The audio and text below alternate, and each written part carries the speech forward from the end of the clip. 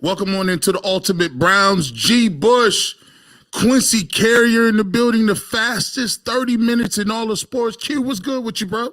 Chilling, man. Chilling. Having a good time. I see you all dressed up, tooted and booted. It is Friday, so you might be going out. You look like you about to go out. I don't know. It ain't one of the bars I used to go to, but it's definitely one of the bars where, they play Bobby Brown. Like, you about to go listen to they may you about to go get your New Jack Swing on. Ain't they? You about to get that. I may or may not be listening to Teddy Riley right now. I was ready to go. I'm like, when you were a kid and you listen to 107.9 in the morning and you hear all the morning shows, I'm like, G. Bush is dressed like what I imagine. Yeah. Listen, I got my Smokey the Bear on, say shout out to the chat, man. Shout out to UCSS. You know what I'm saying? Listen, they was like this, he got Mr. Allen's all over him. If you know, you know. So you got Mr. Allen. Mr. Allen's, man. Sweet jacket, 2 for 50. 2 for 50. Gold chain, 29.12. Big top hats, 2 for 35. You got. Leather sandals, right? Like, man, we got a good show planned for you today, man. Listen, I didn't see this change, but the Cleveland Browns changing their uniforms once again, and we have one Quincy Carrier on Twitter who seems to be excited about this move. We'll talk about it coming up later on in the show. Predictions all over the place at pick number 54.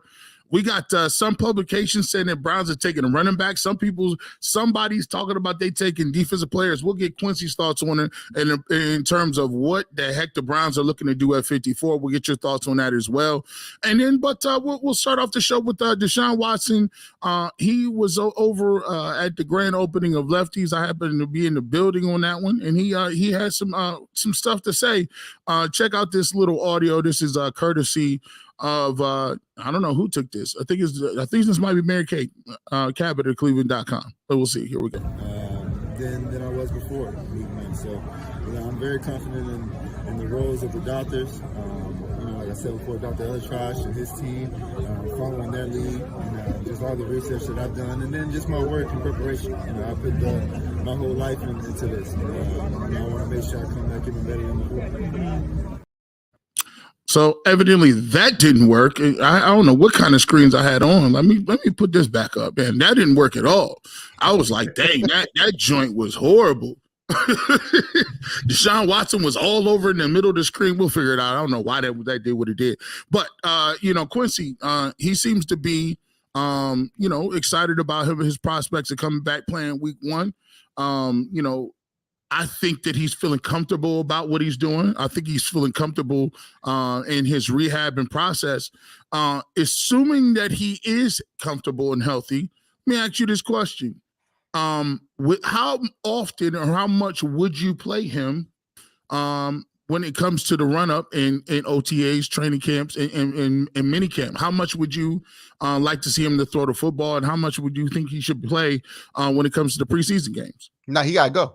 He got to go. I mean, he got to play. So I don't know if you play him in the preseason, right? Because I don't know what the benefit there is. He's already had a live rush the last few years. That was the whole argument. He needed to play in the preseason when he was coming back off that suspension and off that 1-year layoff and all that stuff. But now that he's had a couple of years of taking live snaps, I don't think that's that much of a deal. I don't think he needs to take live hits, but he does need to practice. You're going to add in a new offense. You're bringing in a lot of new elements. You want him to get that chemistry with Jerry Jeudy down. And it sounds like from everything he said that they're going to be able to throw by the spring. So, that's really what you want to see. You want to see him be able to do the 7-on-7s, see him do 11-on-11s. You want to keep him in that protected environment, right? You're going to have those joint practices. I don't expect him to play in the preseason just because it really wouldn't benefit them at this point to have him in there unless he really wanted to do it. And sometimes you do that for the skill guys more than you do it for the quarterbacks because you want those guys to get better balls in that situation. But now that you got Jameis, it feels like that's kind of taken taken care of, somebody who could fill in, kind of give that work to those dudes. So yeah, I don't expect him to play in the preseason, but he'll practice. I think he'll be full participant by the time we get to camp, all of that. Obviously, you want to be careful about the shoulder. But I mean, with Deshaun Watson's injury, it's not a wear and tear thing more than it's just he's had a couple bad car accidents, right? So, you hope to get that fixed, get that fender fixed, and hopefully nothing else goes wrong with him as the year goes on. Yeah, listen, I agree with you. I said this on UCSS a couple weeks back, and I was like, listen, I'm not sure I'm gonna play him in the preseason games. I mean, if you look at it, when he didn't have an injury, Kevin Stefanski, I don't think played him that often in preseason games, and I think if he's throwing the ball and he's working on his own and the rehab is going good, man, listen, hey, I'm willing to put Jameis out there and get reps. I'm willing to see Hundley out there and get reps. Heck, I'm ready to see DTR in his rehab process. So for me, I watched those three guys, and Deshaun Watson would get his work in OTAs. He'd get his work in, but he would be under a little bit of bubble wrap if you concern me. So that's the way I'm looking at it. I don't know if I put him under bubble wrap, right? Like I think you can't live in your fears in that way. And I don't think the Browns are the type of staff that lives in their fears in that way. Because, Deshaun's going to get hit. Like, it's going to happen. You can't avoid that. He's going to have to take a hit. The way that he plays, he's going to want to take a couple of hits. So, he has to kind of be built for that. And I don't know if not playing is the best way to avoid an injury when it comes to these players. There's no evidence that suggests that that's the case. I mean, we play less guys in the preseason, in training camp every year. And every year it feels like we have more and more injuries. I'm not saying that that's the reason we have more injuries, but what I am saying is it's definitely not curving the problem, So football, you're going to get injured. Yeah. It's part of what it is. Like when you sign up to play football, I wish somebody would have told me this is the healthiest you will ever be. Right now, and when you're like 12, you're like, your body will feel a different way every single year. You get used to it. It's just part of the game. So I'm cool with him doing some OTA stuff, and you know what? If Deshaun says, and I'll say this, if Deshaun says, hey, listen, Coach Stefanski, I need the reps. I want to get out there with the ones. I'm all for it. You know what I'm saying? At the end of the day, it's about whatever gets him ready to play. It's what I'm thinking about. Definitely. So go ahead. No, you good. You good. I'm gonna let you. No. Listen, we got a couple of things we definitely gonna get into. You know what I'm saying? Quincy always be, when I be having my Smokey the Bear hats on, Quincy be like, man, let me see what's underneath that hat though. Did you get a cut? Well, like, I do wonder. I'm like, yo, you hiding everything right now. You got that hat. I'm just looking at it mesmerized. It looks like it's cutting reality in half right now. Like, this is Kung Lao. Hey, you about to throw that hat and cut me. Sharp, bro. Hey, listen, I can't even hug my wife with this. You better watch it. Would G. Bush take that hat off and throw it on the coat rack? Because that kind of fit. You throw that on the coat rack, right? When he throw that hat on the coat rack, it whistles when it goes through there. Might be a Frisbee. It might be. One before we get to Christopher, we thank you. Shout out for the $10 super chat. Slightly off topic. Should I pay $200 for nosebleed seats for the Lakers versus Cavs game tomorrow? Much better seats versus the Clippers on Sunday, and save my what all together, since the Cavs are suspect right now. I tell you what, I would not play nosebleed seats for the Lakers. Unless you're a diehard LeBron fan, and LeBron, you feel like LeBron might, retire. You might not see him in the next couple of years. I would go with the Clippers on Sunday. What would you have you seen Bron in person? That's the first question, right? If you've never seen Bron in person, you got to get the nosebleed seats, and you got to get your Bron in while you can get, because you don't want it to be you don't want him to announce, oh, I'm gonna have the go away tour, and then you playing go away tour. Probably you're gonna wish you paid that $200. So if you've never seen Bron and this is your chance to see Bron, go see Bron. But if you can get the better seats versus a better team in the Clippers, now look, and Cavs ain't looking too great right now, so it might not be the result that you want, but you'll be able to see it up close. Hey man, listen, the Cavs done fell off so much. Quincy used to actually have a burner account for Cavs. They so trash right now. You like, yeah, we ain't gonna do no more content on them. It's more of a contractual thing, it ain't nothing to do with you, Cavs. Don't let G. Bush lie to you. Hey, with that being said, we're going to come back. We're going to do our first break. We're going to come back. And there's been a lot of talk about what's going on at pick number 54. We'll pick Q's mind on what he got going on at 54. It's G. Bush and Q right here on the Ultimate Browns.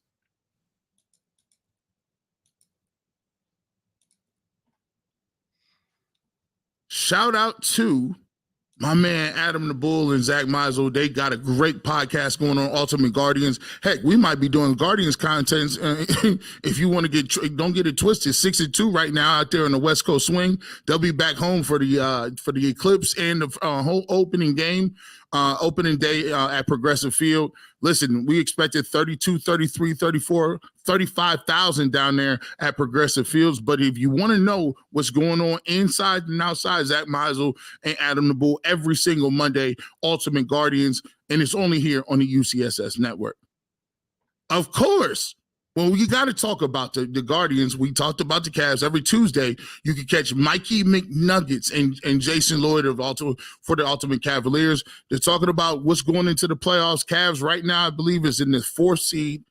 They're looking to maintain 3rd seed. They're maintaining the 3rd seed, but they're only a half game up on a couple other teams. You catch them every single Tuesday, breaking down the Cavs, the playoffs moving forward, and join them every single Tuesday for the run to the playoffs. It is the Ultimate Cavaliers right here on the UCSS network. Yes, we talk about Ultimates. We back on the Ultimate Browns. Quincy Carrier is right here with me. And we talked about before the break, we talked a little bit about what's going on with Deshaun Watson. We had an opportunity to be out there for his opening of his restaurant, Lefties.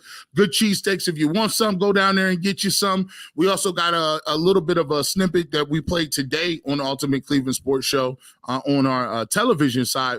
We are going to be breaking down and dropping that whole entire behind the scenes Wednesday on the show. So make sure you check out UCSS to catch the behind the scenes look at what happened at Lefties in the grand opening with Deshaun Watson. Let's get to this, man. There's a little video we had today. Matt Miller was on with Bull, me, and Jay, Ultimate Cleveland Sports Show, talking about the Cleveland Browns. And he said, look, don't be surprised if the Browns go defense. What do you think makes the most sense for the Browns when they pick, assuming they stay there at 54 or whatever it is? Yeah, I think defense makes the most sense in my opinion, especially after trading for Jerry Jeudy. And really, this offense looks great. It truly does. You've filled a lot of positions. I even think like a low key good signing was getting Donta Foreman to be a 2nd or 3rd running back. That was another area I thought, hey, maybe some depth at running back. I really like the way that room looks right now. So I do think defense is an area where, we've seen some additions at linebacker, a backup defensive tackle comes in. So I honestly think you can maybe just sit there and say, who's the best defender on the board? In that 7th-round mock draft, I had them grabbing Devondre Sweat, the massive nose tackle out of Texas, kind of with the idea of BPA on defense, but also there's a part of me that just wants to see Myles Garrett get more one-on-ones because you have this 366-pound Outland Trophy award-winning defensive tackle really messing things up in the middle of that line.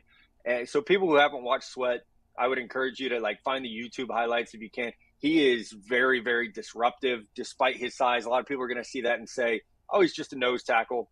He can absolutely collapse the pocket. And we know how much interior pressure is going to help what I think is the best defensive end in football, Myles Garrett, coming off the edge. So what we're going to do, and I want to get to this a little bit too, and just really quickly here. Let's read this. Quincy, Matt Miller has him going defense, but you take a look at what in ESPN in their latest mock draft with Mel Kiper. It says, basically goes, it says, this is the first running back off the board in the mock, despite signing Deontay Foreman this offseason in Cleveland. While the injury to Nick Chubb and his recovery is a concern, using the 54th overall pick on a running back is an unlikely scenario for the Browns. Here's what Phil Yates had to say about the selection of Benson and his newest mock.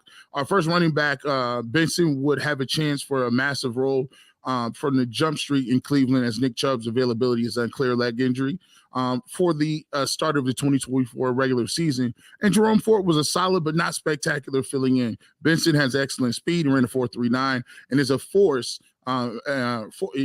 missed tackle waiting to happen, and shows a very good passing game traits. So Q, Somebody got one person said, let's go offense.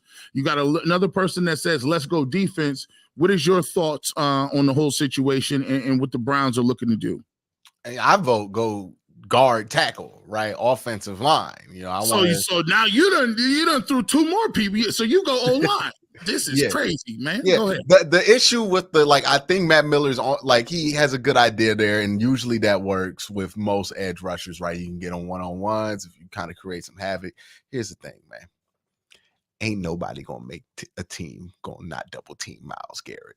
Nobody on who on earth is looking at Myles Garrett thinking to themselves, hey man, let's give that guy a one-on-one because we need to stop Devondre Sweat, right? Like it's never gonna happen. We've talked about this for years where it's like, oh, we're gonna bring in this guy. Zadarius Smith going for it. What ends up happening is that we not gonna hold the ball long, dog. Like it doesn't become a game of who gonna get the one-on-one. That's Myles Garrett. They're throwing that ball in 3 seconds. They've given up the fight.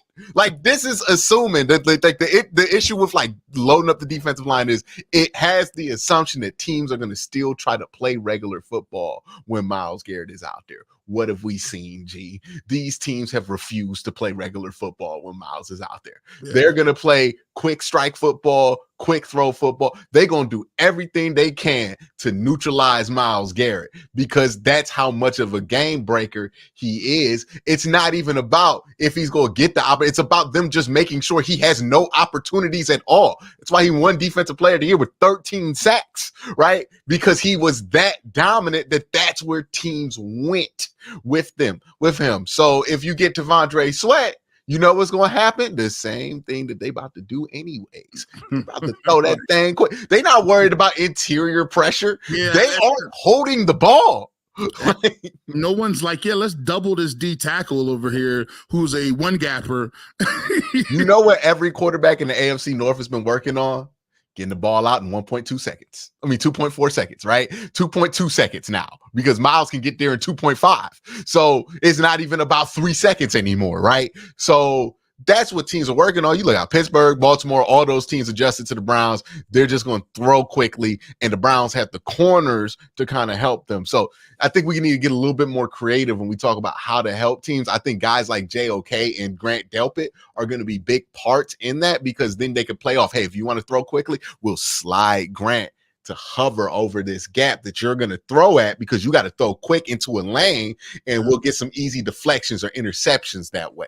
But you got to force them out that game plan for all that stuff to matter. And until you make that matter, let me tell you what they ain't trying to do. See if we can block Myles. Yeah. I think, now the Trey Benson thing is, a little bit, it's intriguing. Is there a guy that you would say, because to me, they don't need a running back.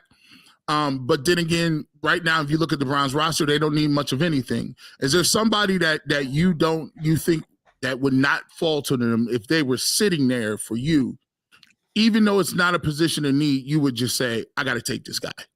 It depends. Like Trey Benson if they could get Trey Benson in the 5th round, I think they would no brainer do it. But I don't know if Trey Benson is intriguing to them to take him in the 2nd or 3rd round. I don't think they'll really see it like that. I think there are guys like Keon Coleman, the wide receiver out of Florida State. If he gets there, Kingsley Samatia, if he's there at 54, they'll take him. Hey, if Drake May or Jaden Daniels gets there at 54, they'll take a quarterback. Right? What if it's JJ McCarthy or Penix? No. Or Bo Nix? No. The Bo Nix, absolutely not. Bo Nix not even at 202. Bo. I actually think DTR is a better prospect than Bo Nix. Bo Nix did play for 35 years. He did get a pension in college. Bo Nix is like, hey man, you want to draft Kenny Pickett? Go draft Bo Nix. You feel he's Kenny Pickett? I think that's what he is. Like he's going to have the same career that Kenny Pickett has, and not even the same career because Kenny Pickett got to start 2 times because he was a 4th round pick. The 1st round pick.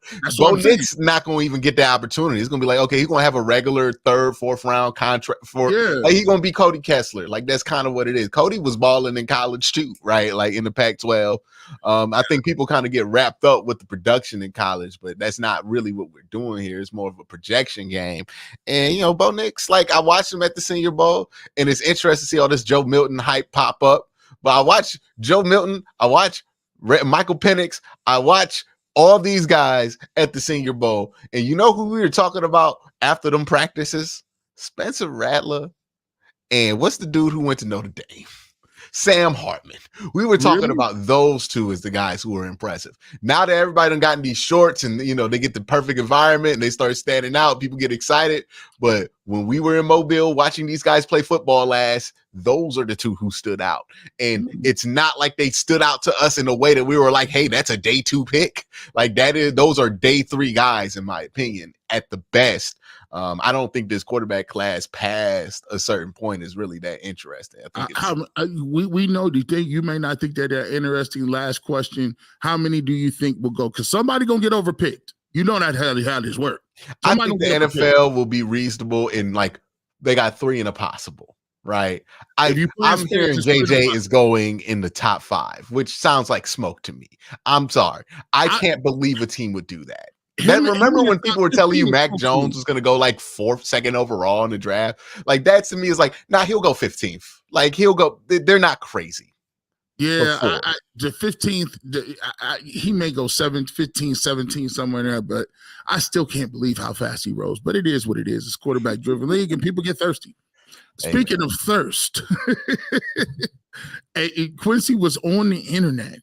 And we have one of his takes, man, and it's about the Browns uniform. We'll come back and talk about it. Yes, we're talking about uniforms because it counts, especially in our community. It's G Bussy Q on the Ultimate Browns.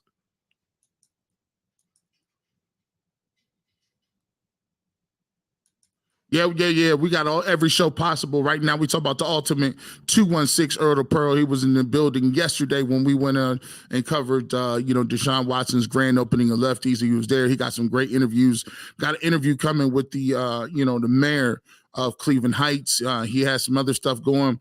Got some different footage he's going to break down with you, but make sure you catch it every single Thursday. Ultimate 216, a mix between sports, a mix between culture, a mix between, the community of 216. Make sure you check it out. Earl to Pearl every Thursday right here, only on the UCSS network. All right, so we was looking around, and we just so happened to see this, right? Let me get this together. Here we go.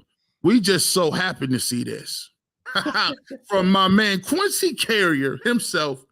Quincy says, Browns have finally got rid of the last thing, the brown face mask that connects them to the horrendous 2015 Nike redesigned uniforms. This era is officially dead, and pray we all forget it ever existed. Quincy, very strong words. Tell us how you feel about the white face mask coming back and being the permanent face mask on the helmet. They wore them a couple of times a couple of years ago. They wore them one time last year. Tell us how you feel about the face mask change. So to understand how I feel about this, you need to understand how I feel about those 2015 redesigns.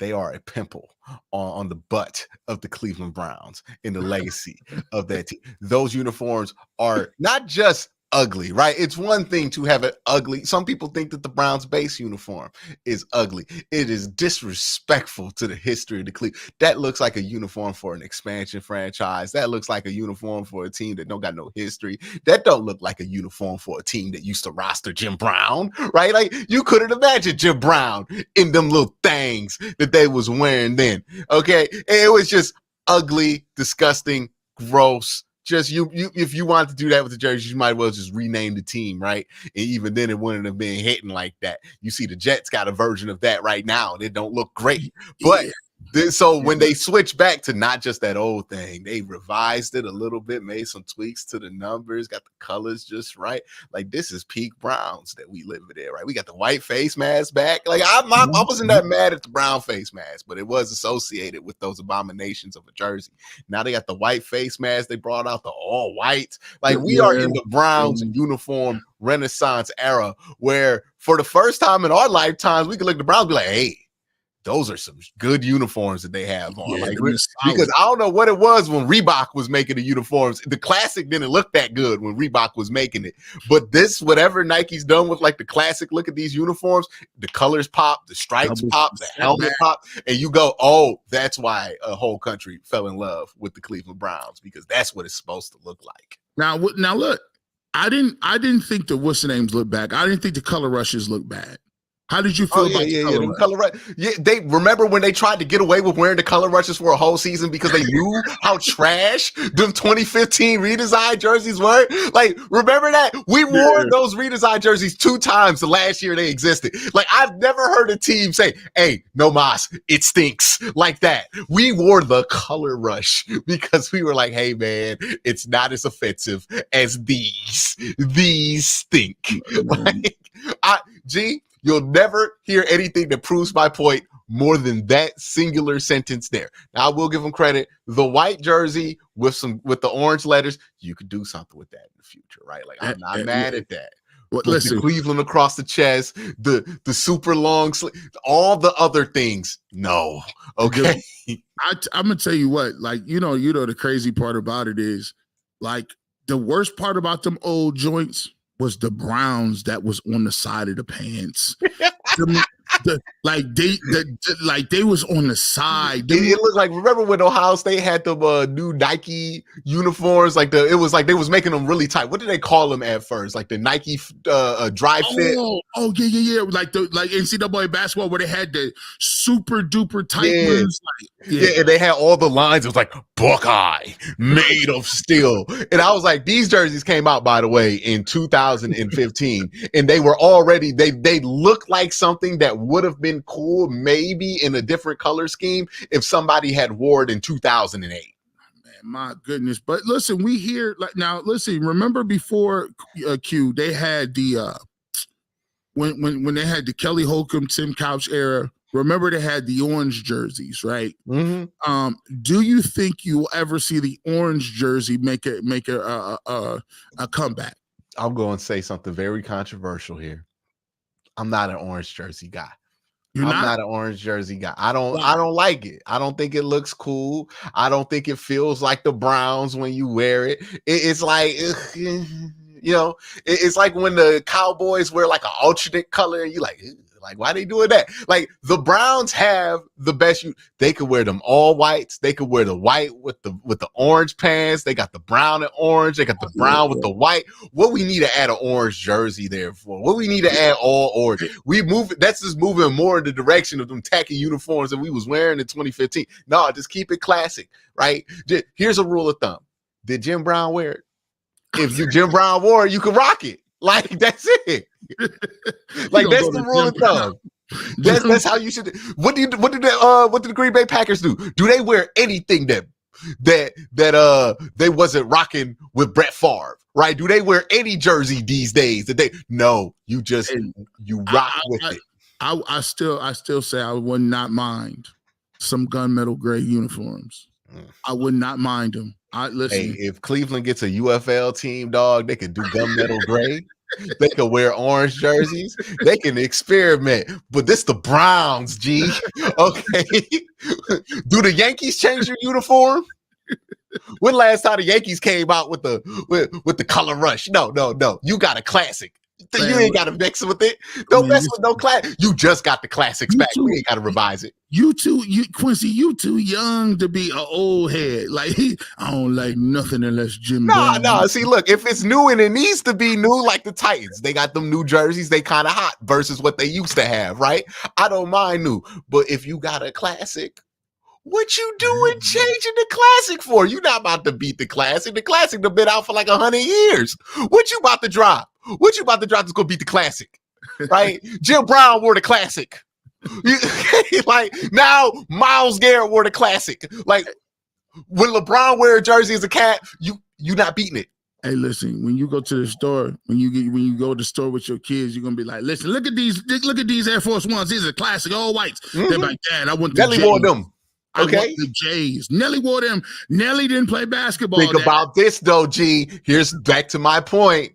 the J's that Jordan didn't wear on the court don't hit the same as the ones that came out after. You kind of right. Don't nobody be rocking no Jordan 20s, right? Did they be rocking ones? Sometimes 2s, 3s, 4s, 7s, like 13s. Wait, mess with me. Comment section. Y'all know what it is. Them Jordans that he wore goes back to my point. You know why you like them Jordans? Because Jordan wore them. Okay. You know what? This is why this is the fastest 30 minutes in all the sports. 108 people, and hit that like button for us. Make sure you subscribe, and also make sure you subscribe to Quincy's podcast. As always, we appreciate you jumping in. Have a great weekend, and guess what? Go Browns.